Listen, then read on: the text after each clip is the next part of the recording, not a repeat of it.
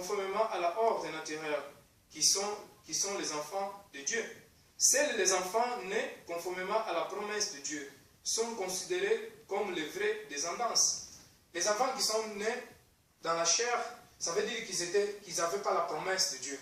Ça, ce sont les enfants qui sont nés dans la chair, parce qu'ils n'avaient pas la promesse de Dieu. Exemple, nous allons parler d'Ismaël, sa descendance, et lui-même Ismaël, il n'était pas le fils de promesse. Mais Isaac, il était fils de promesse, parce que Dieu, il a promis qu'il va avoir un enfant. Quelle que soit la durée, quelles que soient les années, quels que soient les temps, mais ça, il y aurait d'avoir un enfant. C'est pour cela, quand Isaac est né, Isaac, c'est notre père. C'est notre père. C'est à travers de lui que Dieu avait promis. Et aujourd'hui, la promesse d'Abraham est accomplissée. Nous étions écartés du peuple d'Israël. Nous étions dehors du peuple d'Israël.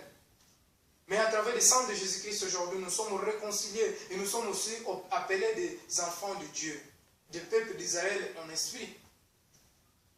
Parce que Dieu, il avait dit ça, c'était en esprit. Alors il aurait d'accomplir aussi dans l'esprit. C'est pour cela la Bible dit, tous ceux qui sont nés en esprit, ils sont fils de Dieu.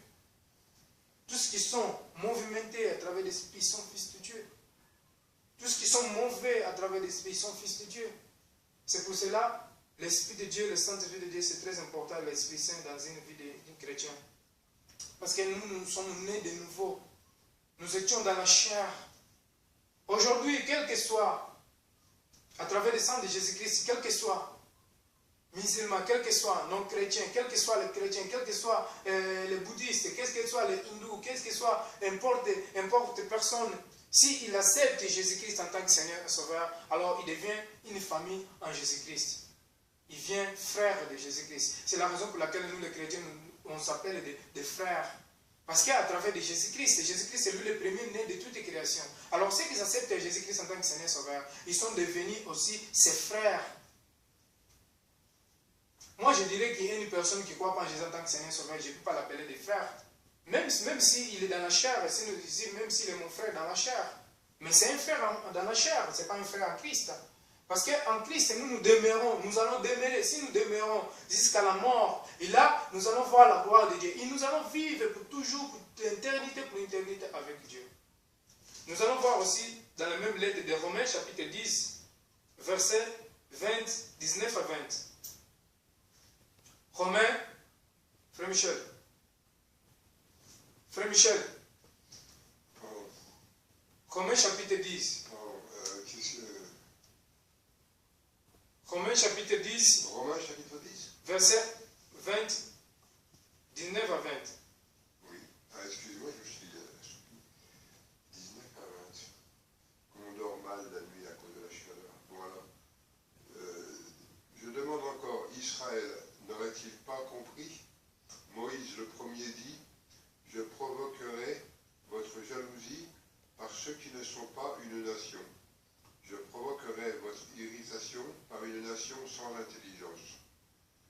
Quant à Ésaïe, il pousse la hardiesse jusqu'à déclarer, je me suis laissé trouver par ceux qui ne me cherchaient pas, je me suis révélé à ceux qui ne me demandaient rien. Amen.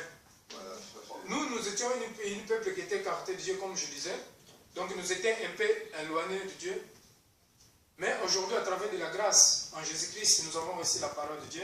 Nous avons reçu la grâce, nous avons reçu Jésus. Alors nous nous sommes réconciliés comme peuple de Dieu. Alors, c'est les Juifs, ou les vrais Juifs dans la chair. Donc ils sont jaloux à travers de ceux que Dieu ne considérait pas comme son peuple. Ceux qui n'avaient pas l'intelligence de Dieu. Ceux qui ne cherchaient pas Dieu. Mais aujourd'hui, nous nous sommes réconciliés avec Dieu. Nous sommes appelés des enfants de Dieu. Alors, nous n'étions pas appelés le peuple de Dieu. Mais aujourd'hui, nous sommes appelés le peuple de Dieu. Nous étions aussi avant rebelles. Mais aujourd'hui, nous avons reçu la grâce de Dieu en Jésus-Christ. Et nous sommes réconciliés avec Jésus. C'est la raison pour laquelle nous devons demeurer pour avoir le salut, pour recevoir le salut en Jésus-Christ. La Bible dit, si qui ne croit pas en Jésus-Christ en tant que Seigneur Sauveur, il ne sera pas sauvé. Mais nous avons crié en Jésus. Nous avons accepté Jésus en tant que notre Seigneur Sauveur. Si nous demeurons, nous allons voir la gloire de Dieu et sa puissance. C'est la raison pour laquelle Dieu il nous appelle aujourd'hui, pour qu'on puisse être appelé le peuple d'Israël en esprit. Amen. Que Dieu vous bénisse. Nous allons prier nous tous pour la parole de Dieu. Que tout puissant nous te bénissons parce que